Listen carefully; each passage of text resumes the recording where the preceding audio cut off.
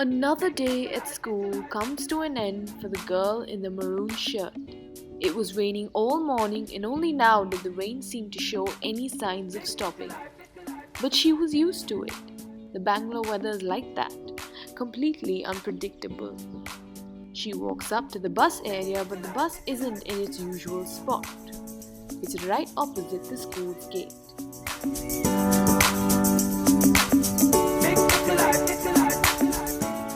Bus 9 stands waiting for her arrival, earlier than usual. Her daily routine consisted of boarding the bus and taking up the very last seat right next to her friend. Ever since she graduated to grade 12, she was entitled to this privileged spot, and every day since, she would claim her place and settle down for the ride. At this point, she would usually turn up the music to full volume and gaze out the window.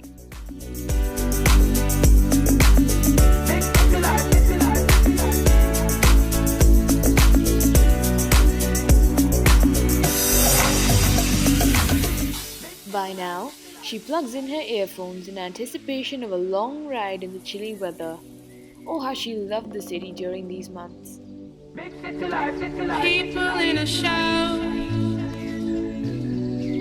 all lined in a row. We just push on by. It's funny how hard we try. Take a moment to relax before you do anything rash. Don't you wanna know me? Be a friend of mine. I'll share some wisdom with you. Don't you ever get lonely from time to time. Don't let the system get you. Big city life, me try to get by. Pressure not ease up no matter what me try. Big city life, in my heart have no base. And right now Babylon they on me case. Big city life, try to get by. Pressure not ease up no matter what me try. Big city life, my heart have no base. And right now Babylon they on me case.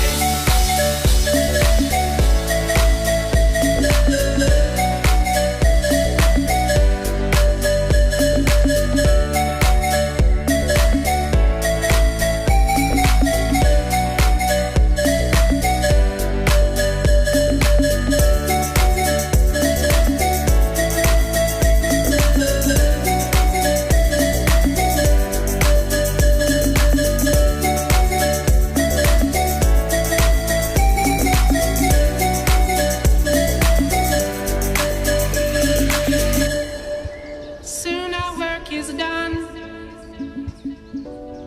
All of us one by one. Still we live our lives as if all this stuff survives. Don't you wanna know me? Be a friend of mine. The one part about the ride back home that she loved the most was the market. There's something so satisfying about watching people go about their trades in their own peculiar manners. Only in India will you ever see markets and streets such as ours. Sure, we have our share of filth and grime, but take that away, and there's such rich culture and heritage. She loved watching the pani puri walas set up their stalls and wait for their customers, who were sure to flock for their assuredly delicious treats. The cozy civilization boasts of many such wonders, and the girl's wish was to experience them all. Pressure not ease up no matter what me try. Big city life, my heart have no base. And right now Babylon they on me case. A turn under the airport flyover brings the bus onto the highway. It's a long stretch of road that connects the international airport to the city and is adorned by mostly empty and sometimes architectural landscapes. The city during these monsoon and winter months is, as mentioned before, phenomenal.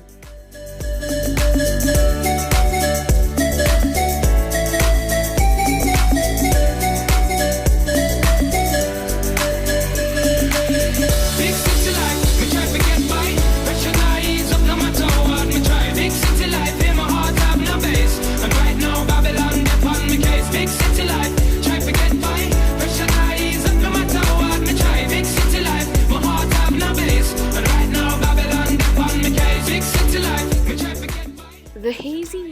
that hangs on the length of the entire horizon is enough to make the girl crave a warm cup of tea and maybe a hot snack.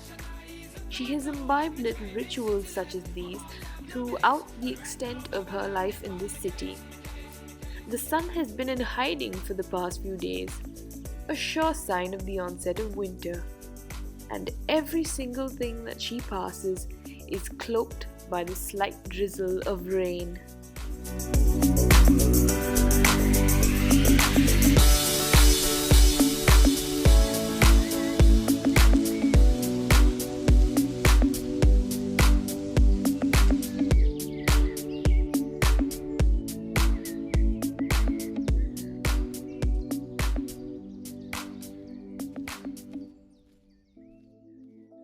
My feelings for you grow. My feelings for you. I dream I know deep up my feelings for you. Watch them grow, perceive, devote. This is the seed, light the show. Watch them grow. I dream I know deep up my feelings for you. Watch them grow, perceive, devote. This is the seed, light the show. Watch them grow. Away from the expressway, the landscapes come closer to the vehicle. The road is humpy and bumpy and filled with puddles and potholes, the typical Indian terrain. But even these curious things cannot stop the girl from seeing the art in them.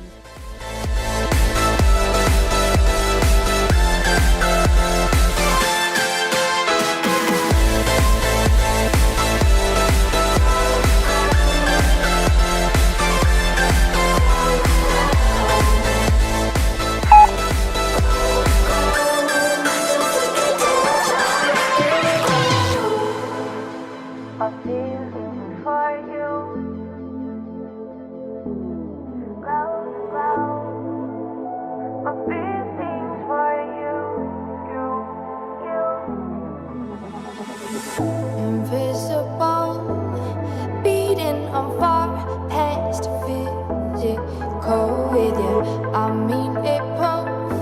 See in my heart, it bends for you. I adore you.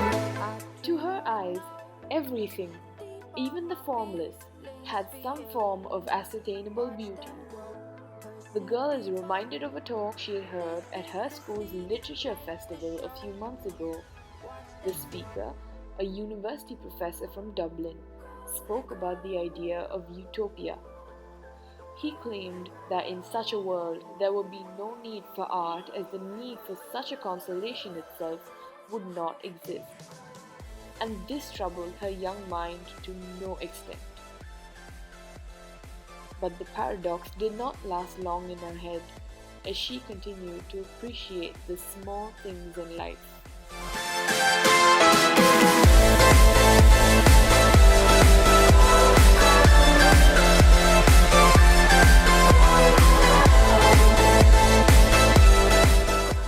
The smell of the earth after a brisk rain was her most favorite thing in the world. She loved to walk back home through the back alley after the rain, breathing the fresh air that would rejuvenate her lungs after the tiring day. That was one thing about nature. It could easily wash away all the dust that had taken so long to settle on this attitude.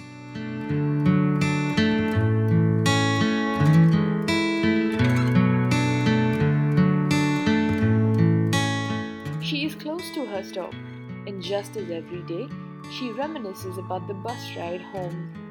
And just like that, she is left wondering what it must be like to see such fleeting scenes from the lives of every other human in the city, and maybe even the world.